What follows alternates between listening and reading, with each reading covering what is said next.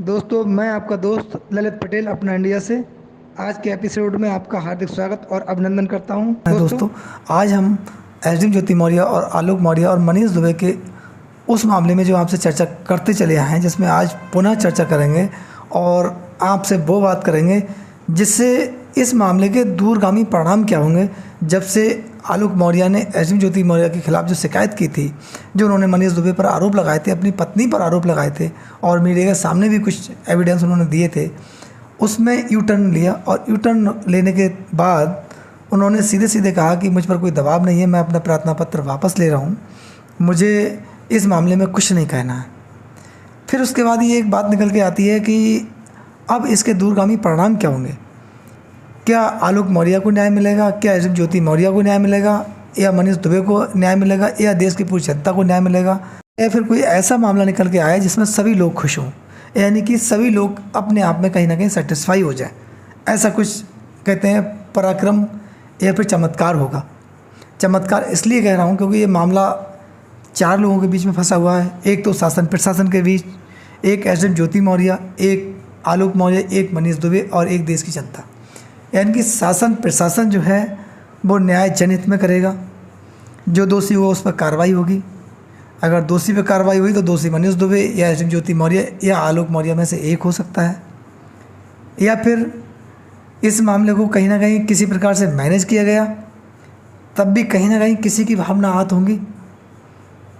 इसीलिए मैंने आपसे कहा कोई चमत्कार हो सकता है। लेकिन जहां हम आपसे चर्चा कर रहे हैं वो मामला ये है कि आलोक मौर्य ने जब से इस मामले में यू टर्न लिया है और यू टर्न लेने के बाद जो शिकायती प्रार्थना पत्र वापस लिया है, इसमें क्या शिकायती प्रार्थना पत्र वापस लेने के बाद क्या 22 सितंबर को एसडी ज्योति मौर्य आलोक मौर्य के घर जा सकती हैं? क्या ऐसी कोई कहानी बनी है या कोई समझौता हुआ है जिसका आज तक कोई आधिकारिक बयान नहीं आया है? ना ही एसडी ज्योति मौर्य ने किसी मीडिया के सामने कहीं कोई बयान दिया है कि हमारी घर वापसी हो सकती है। ना ही कोई संकेत ऐसे आलोक मौर्य दिए हैं। हालांकि उन्होंने प्रार्थना पत्र वापस क्यों लिया, जो उन्होंने शिकायत की थी, इसके बारे में उन्होंने कुछ नहीं बताया। केवल उन्होंने यही कहा कि मैं शिकायत अपनी वापस लेता हूँ, बस, कुछ नहीं कहना। तो इसमें मान के चल रहे हैं लोग कुछ बहुत बड़ी डील हुई है, या कुछ लोग मान के चल रहे हैं इनका आपस में समझौता हो गया है। लेकिन एसडी ज्योति मौर्य ने आज तक इसमें कोई बयान नहीं दिया है। इसीलिए 22 सितंबर की जो डेट है इसका लोग इंतज़ार भी कर रहे हैं, क्योंकि प्रयागराज फैमिली कोर्ट में ये मामला विचाराधीन है।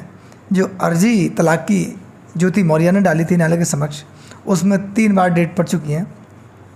एक बार एसडी ज्योति मौर्य गई थी दाखिल करने, उसके बाद वो न्यायालय नहीं गई हैं। आलोक मौर्य 2 बार न्यायालय के समक्ष उपस्थित हो चुके हैं। अब इसमें 22 सितंबर की डेट है। क्या इनका, जो मैंने आपको लास्ट वीडियो में कहा था कि यूपी में ब्यूरोक्रेट्स जो हैं उन्होंने इसमें अहम भूमिका निभाई है। कहीं ना कहीं इस मामले को मैनेज करने का जो काम किया है वो ब्यूरोक्रेट्स ने किया है, ऐसा लोगों को कहना है। ऐसी बात समाज में निकल के आई है, जानकारों को कहना है कि इसमें कहीं ना कहीं भूमिका जो है काफ़ी ज़बरदस्त भूमिका ब्यूरोक्रेट्स की रही है, बाकी कुछ राजनेताओं की भी रही है। लेकिन इसमें क्या भूमिका रही है, क्या दोनों का समझौता हुआ है या फिर दोनों अलग होंगे? अगर समझौता हुआ होता तब एसडी ज्योति मौर्य अपनी बात मीडिया के सामने ज़रूर रखती, या वो एक अधिकारी हैं, उन्होंने ये बात उनके अधिवक्ताओं ने बताई हो कि जो भी मामला आपने न्यायालय के समक्ष रखा है वो न्यायालय में ही प्रार्थना पत्र देके इसका निस्तारण कराएं। अगर समझौता होता है तब एसडी ज्योति मौर्य, सीधी सी बात है, आलोक मौर्य के घर जाएंगी और उनकी घर वापसी होगी, यानी कि परिवार खुशहाली की तरफ जाएगा। आलोक मौर्य के हित में भी होगा, बच्चों के हित में भी होगा, ज्योति मौर्य के भी हित में होगा, ऐसा जानकारों का कहना है। लेकिन इसमें बात आती है मनीष दुबे की। जो आरोप मनीष दुबे पर लगाए थे आलोक मौर्य ने, क्या वो असत्य थे, झूठे थे? या एसडी ज्योति मौर्य पर जो आरोप लगाए थे वो असत्य थे, झूठे थे, इनमें कोई सत्यता नहीं थी? ये प्रश्न है। क्या आलोक मौर्य ने मनीष दुबे पर जो गंभीर आरोप लगाए थे उन्होंने उनसे अपने गिले शिकवे दूर कर लिए हैं? क्या उनके गिले शिकवे सब समाप्त हो गए हैं? उन्होंने ये स्वीकार कर लिया है, क्योंकि मीडिया के सामने उन्होंने खुलकर बयान दिया था कि इनके मेरी पत्नी से अवैध संबंध है, प्रेम प्रसंग है, और मनीष दुबे के चलते मेरा घर बर्बाद हुआ है, मेरी ज़िंदगी बर्बाद हो गई है और ये लोग मिलकर मेरी हत्या की साजिश रच रहे हैं और मेरी हत्या भी हो सकती है। इसीलिए मैं मीडिया के सामने आया हूँ और मैंने शिकायत की है। ये आरोप गंभीर प्रवृत्ति के थे। अब ये आरोप क्या आलोक मौर्य का डर समाप्त हो गया है या किसी ने कोई गारंटी ली है कि ठीक है भाई, हम गारंटी लेते हैं आपकी जान की बाजी की, आपकी जान नहीं जा सकती है, आप सुरक्षित रहेंगे, हम आपकी सुरक्षा की गारंटी लेते हैं। ऐसी भी कोई बात सामने नहीं आई है, ना ही किसी ने कुछ कहा है। तब ज्योति मौर्य का मनीष दुबे से क्या कॉन्ट्रैक्ट था या नहीं था, ये आलोक सिद्ध कर सकते हैं। आलोक ने आरोप लगाए थे, अगर नहीं थे तो आलोक मौर्य से दूरी थी किस वजह से थी, क्या आलोक मौर्य गलत थे? इससे सीधे सिद्ध हो रहा है कि अगर आलोक मौर्य से दूरी हुई क्योंकि तलाक की अर्जी एसडीएम ज्योति मौर्य ने डाली थी, तो आलोक मौर्य का व्यवहार गलत हो सकता है, अलग हुई, ठीक है। या फिर मनीष दुबे की वजह से अलग हो रही थी आलोक मौर्य से, तो फिर ये समझौता कहाँ हुआ? कहीं ना कहीं तलाक की ओर मामला भी जा सकता है। अगर एसडीएम ज्योति मौर्य अपनी बात पर अटक रही, उन्हें लगा कि अब ठीक है, या इनकी कोई मैनेजमेंट आपस में हुआ होगा वो ठीक है, उसके बाद एसडीएम ज्योति मौर्य कहेंगे ठीक है, मुझे अब इस मामले में कुछ नहीं करना है, सीधे कार्रवाई करना। अगर इसमें शासन प्रशासन ने ध्यान दिया, आलोक मौर्य की मुश्किलें बढ़ेंगी, क्योंकि उनके पास अगर सबूत नहीं थे, उन्होंने असत फेक आरोप एसडीएम ज्योति मौर्य और मनीष दुबे पर लगाए थे, तब उन पर कार्रवाई क्यों नहीं होगी? होनी भी चाहिए। मानहानि का मुकदमा मनीष दुबे भी कर सकते हैं, एसडीएम ज्योति मौर्य भी कर सकती हैं, उनका कानूनी हक भी है।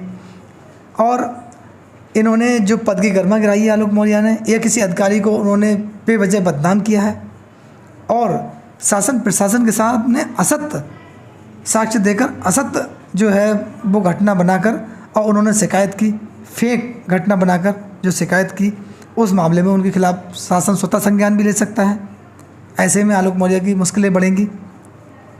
और अगर सत्य हैं आलोक मौर्य, फिर उन्होंने अपना प्रार्थना पत्र वापस लेने के बाद बैकफुट पर गए, इसके पीछे रीज़न क्या है वो खुद बताएंगे, लेकिन इसमें शासन स्वतः भी जांच कराएगा। इसमें फिर ये मामला एसडीएम ज्योति मौर्य, आलोक मौर्य और मनीष दुबे के खिलाफ जांच होगी, क्योंकि मनीष दुबे के अगेंस्ट इससे पहले भी डीआईजी ने जांच की थी और उन्होंने डीजी होमगार्ड के पास जांच रिपोर्ट भेजी थी, जिसमें मनीष दुबे दोषी सिद्ध किए गए थे। क्योंकि डीजी होमगार्ड ने जो बयान दिया था मीडिया के सामने, उसमें कहा था कि हमने सस्पेंड करने और एफआईआर दर्ज करने की सिफारिश की है। ऐसे में अब अगर निष्पक्ष जांच होती है, क्योंकि मामला घोटाले का है और 33 करोड़ का अवैध लेन देन का है, अवैध संपत्ति हासिल करने का है और पद की गरिमा को क्षति पहुंचाने का जो काम मनीष दुबे एसडीएम ज्योति मौर्य ने किया है, दोनों ने किया है, उसका भी आरोप है। ऐसे में इनके खिलाफ जांच भी होगी, तब ये मामला ट्रायंगल में जाएगा फिर से, आलोक मौर्य, एसडीएम ज्योति मौर्य और मनीष दुबे, इसमें जांच होगी। अब शासन प्रशासन अपने स्तर से इसमें कार्रवाई कर सकता है और जनता को संतुष्ट करने के लिए करनी भी चाहिए, वरना ये प्रश्न बना रहेगा कि इस मामले में दोषी कौन, और देश का हर जागरूक नागरिक इस प्रश्न का उत्तर चाहता है और उसके प्रश्न का आंसर मिलना भी चाहिए। न्याय हित में बहुत ज़रूरी है। दोस्तों, आपके प्यार और सहयोग के लिए आपका बहुत बहुत धन्यवाद। आपके लाइक्स और कमेंट्स हमारे लिए उत्साहवर्धक और प्रेरणादायक होते हैं। ये प्यार बनाए रखिए।